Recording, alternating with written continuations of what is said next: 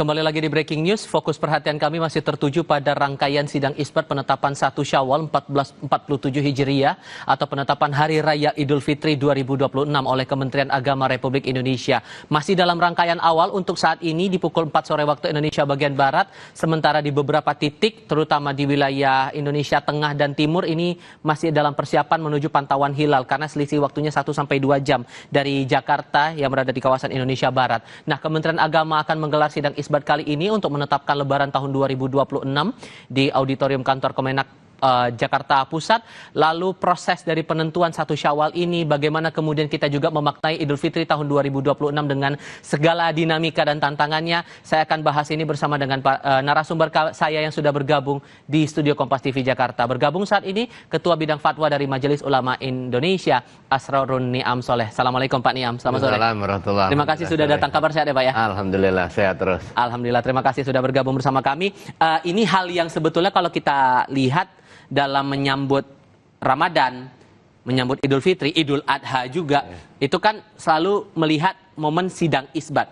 Dan saya tertarik juga melihat pernyataan Anda yang saya kutip dari situs resminya MUI, menyebutkan bahwa untuk sidang isbat ini sendiri sebagai posisi negara yang berwenang menetapkan awal Ramadan dan Syawal, sekaligus fikih sosial yang membutuhkan pengaturan dari negara untuk menjamin ketertiban sosial. Sehingga menurut, kalau secara awamnya Pak, seberapa krusial, seberapa penting sidang isbat ini tetap harus dijalankan, walaupun ya sedikit banyaknya orang awam ya udah kebaca juga nih, pasti polanya akan seperti ini lagi, prosesnya akan seperti ini yang sama juga begitu. Ya, terima kasih ya.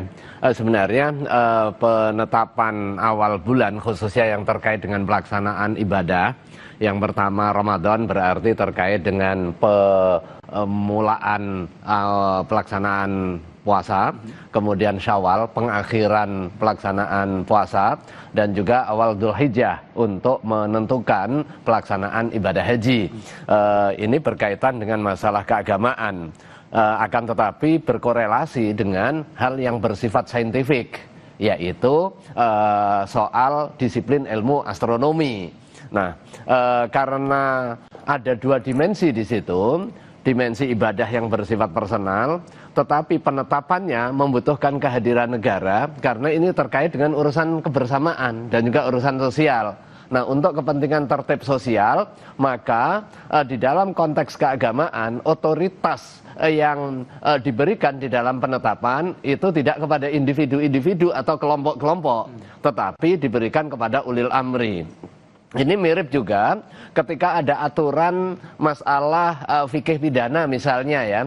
Sungguh pun di dalam Islam diatur, misalnya orang mencuri dipotong tangan, tetapi nggak boleh setiap individu yang menemui pencuri kemudian dipotong sendiri.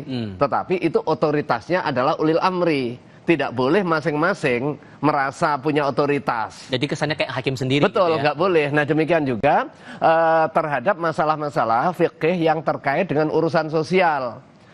Sekalipun tata caranya itu diatur dalam konteks keagamaan, tetapi penetapannya ini ditetapkan oleh ulil amri. Dan karena itu kemudian 2003 Majelis Ulama Indonesia menggelar pertemuan nasional ulama fatwa dan menyepakati di dalam forum Ijtima Ulama Komisi Fatwa se-Indonesia tahun 2003 itu penetapan awal Syawal, kemudian awal Ramadan dan juga awal Dzulhijjah itu dilakukan dengan metode hisab dan ru'yah, tetapi dilakukan oleh ulil amri. Dalam hal ini adalah pemerintah CQ Kementerian Agama. Tetapi di dalam mekanisme penetapannya harus berdasarkan kepada kaidah-kaidah keagamaan dan dikonsultasikan kepada Majelis Ulama Indonesia serta ormas-ormas Islam. Nah, ini untuk kepentingan apa? Kepentingan pemastian bahwa penetapan awal Syawal, awal Ramadan, awal Dzulhijjah sesuai dengan kaidah-kaidah keagamaan.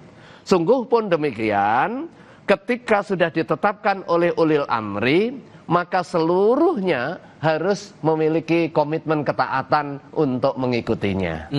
Oke, sekalipun, nah saya dapat kata kuncinya, ada urusan kebersamaan di situ, makanya kemudian sidang isbat ini jadi penting. Betul. Nah, saya juga mencermati juga tuh yang fatwa yang dikeluarkan, fatwa nomor 2 tahun 2004 itu, yang mendasari salah satunya, semoga saya tidak keliru membahasakannya Pak, tapi kalau saya bahasakan lagi, ini kan menghindari adanya perbedaan atas penetapan tanggal-tanggal krusial itu tadi, Ramadan, Syawal, dan Zulhijjah.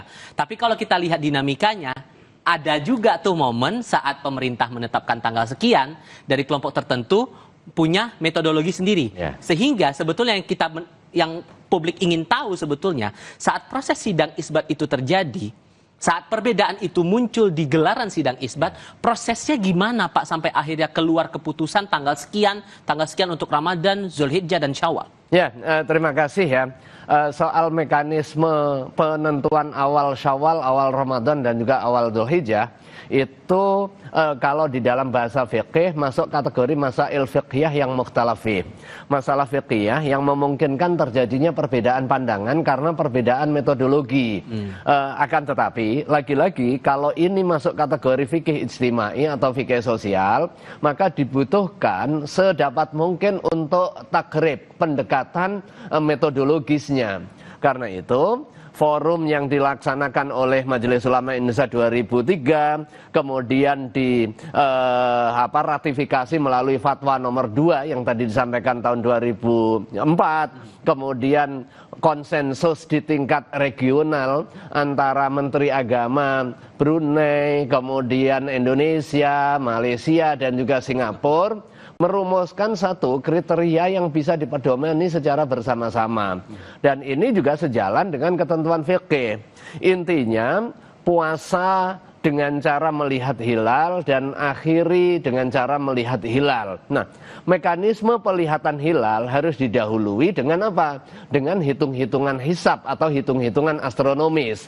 Karena itu hitung-hitungan astronomis ini sebagai informasi dari saintis, dari ahli astronomi atau ahli hisab yang menjadikan dasar bagi orang yang akan menyaksikan secara langsung itu persisi, tepat waktu dan di mana posisi kemungkinan bulan itu bisa dilihat.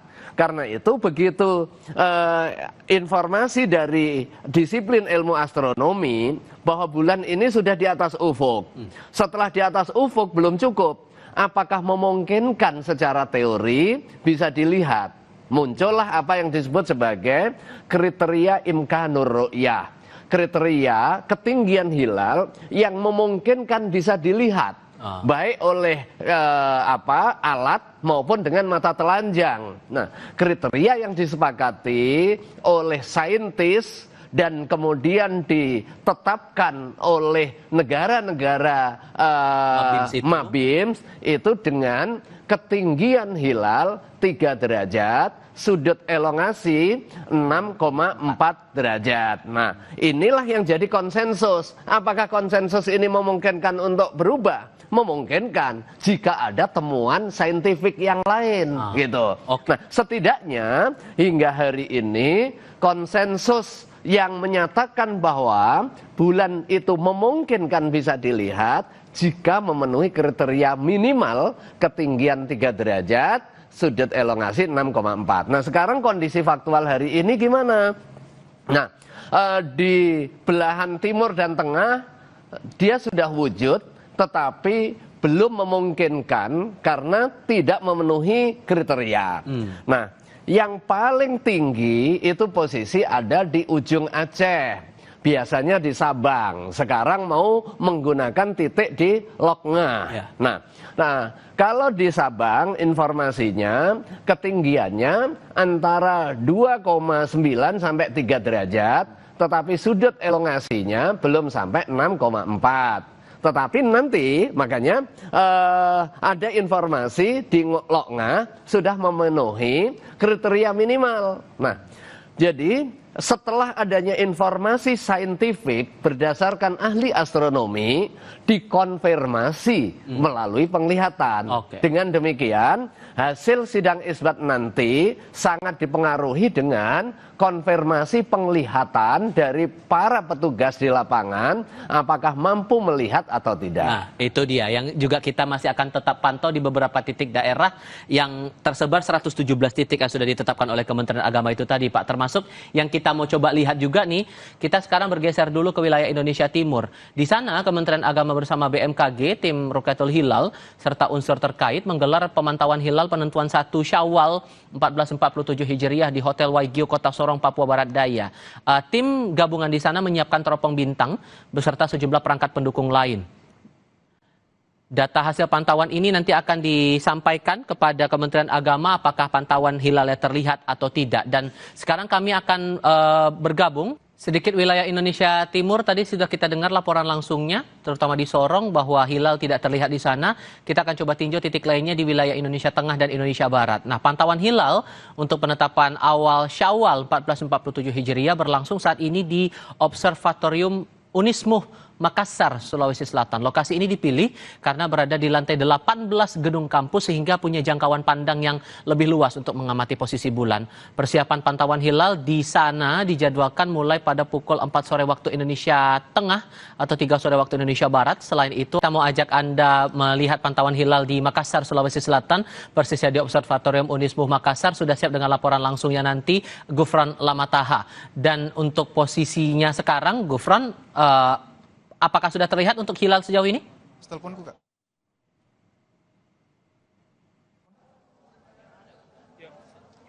Ya, Rival dan juga saudara, kalau di kota Makassar sendiri ini memang sudah memasuki menit-menit untuk sama-sama melakukan pemantauan hilal yang nanti akan dilakukan pada saat matahari terbenam pada pukul 18.13 atau 3 menit lagi. Terus kemudian nanti diikuti oleh terbenamnya bulan pada pukul 18.22. Jadi memang ada kurang lebih waktu 9 menit yang nanti akan digunakan oleh panitia pemantau hilal di Observatorium Unismuh Makassar ini untuk bisa sama-sama memantau hilal. Dan baru saja kami dapat pemberitahuan informasi bahwa memang sudah memasuki menit-menit untuk melakukan pemantauan hilal selama kurang lebih 9 menit untuk nanti mengetahui apakah memang hilal terlihat di kota Makassar atau tidak. Namun menurut dari data BMKG yang kami dapatkan, ini hilal ataupun juga ini tingginya berada di kisaran 1 derajat 40 menit 32 detik, sedangkan untuk di wilayah Sulawesi Selatan sendiri ini ketinggian hilal berkisar dari 1 derajat 34 menit hingga 1 derajat 49 menit. Kriteria hilalnya ini memang kalau dilihat dari kriterianya ini memang sudah berada di atas ufuk ataupun juga sudah berada di atas matahari, sehingga memang kita nanti akan sama-sama melihat bagaimana selama proses 9 menit ini panitia hilal akan memantau hilal. Namun kalau dilihat dari pemantauan kami dari lokasi observatorium ini di ufuk barat ataupun juga bagian barat ini memang sangat diselimuti oleh awan begitu ya, sehingga memang dari pantauan kami ini mungkin agak sulit untuk bisa melihat terbenamnya matahari ataupun juga terbenamnya bulan. Namun di tempat saya saat ini sudah dilengkapi dengan teleskop dari Observatorium Unismuh Makassar, sehingga kita akan sama-sama melihat bagaimana nanti menit-menit 9 menit pemantauan hilal ini. Setelah itu juga akan dilakukan rapat secara bersama dari panitia hilal, Kemenak Sulawesi Selatan dan juga dari pengadilan sendiri untuk nanti diberikan hasil terkait dengan hilal terlihat atau tidak di kota Makassar. Namun kalau kita merujuk lagi dari data BMKG,